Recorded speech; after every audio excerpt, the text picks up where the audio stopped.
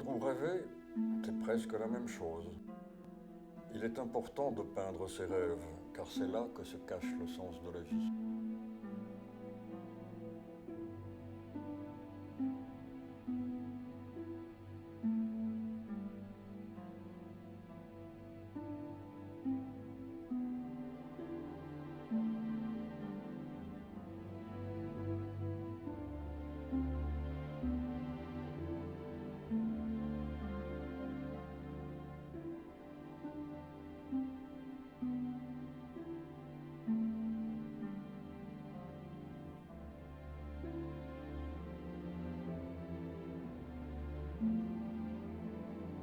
La technique est très importante. Paradoxalement, il faut essayer de préserver cet état presque hypnotique pendant l'élaboration du tableau et être en même temps précis et lucide quant à la façon de le réaliser.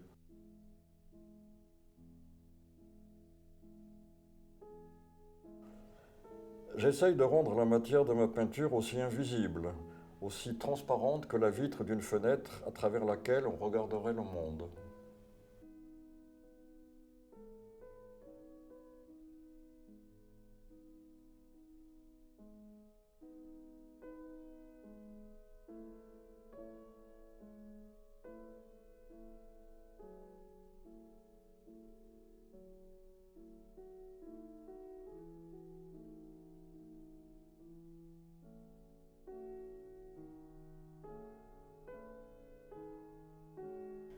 Le thème de la barque est un des plus spontanés qui puisse venir à l'esprit humain.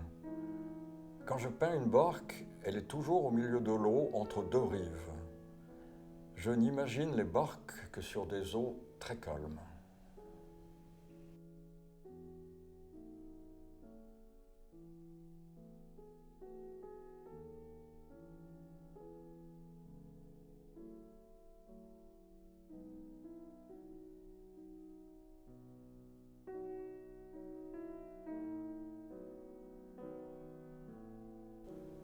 Pendant de longues années, j'ai fréquenté assidûment le Muséum d'histoire naturelle pour y admirer les merveilleux et terrifiants monstres du Crétacé.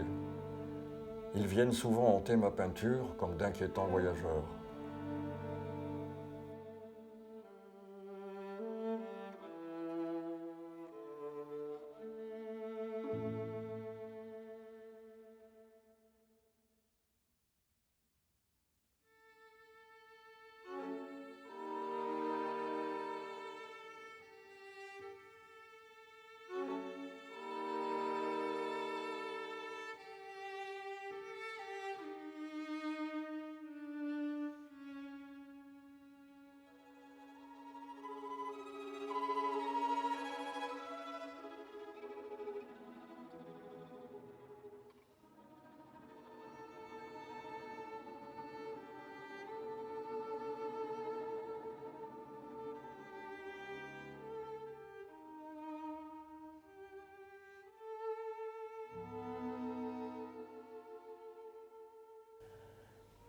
J'ai dans mes cartons une foule de documents que j'amasse. Je sais qu'à un moment, ils s'intégreront dans ma peinture, mais c'est souvent plusieurs années après les avoir engrangés. Je les oublie, mais ils font un long travail de reptation dans mon esprit et ils parviennent à se hisser sur la toile. C'est très curieux car c'est un processus qui m'échappe totalement. Pourquoi ces images surgissent-elles à un moment précis?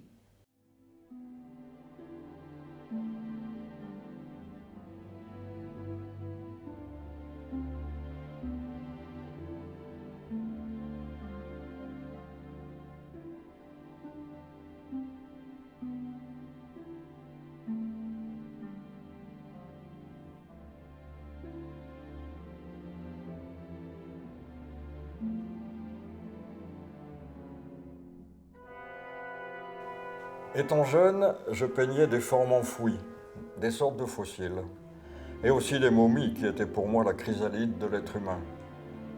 Peu à peu, ces formes se sont dépliées et sont maintenant debout, avec tous leurs membres. Probablement parce que je me tiens mieux debout moi-même.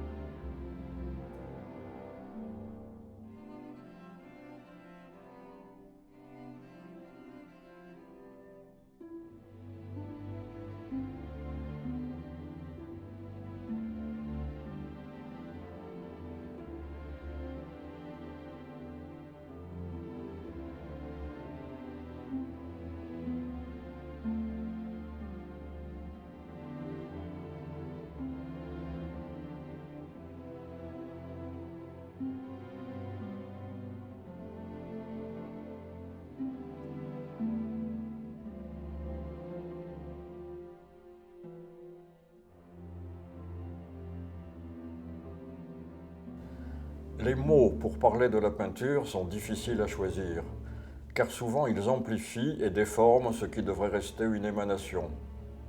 Peut-être vaut-il mieux se taire.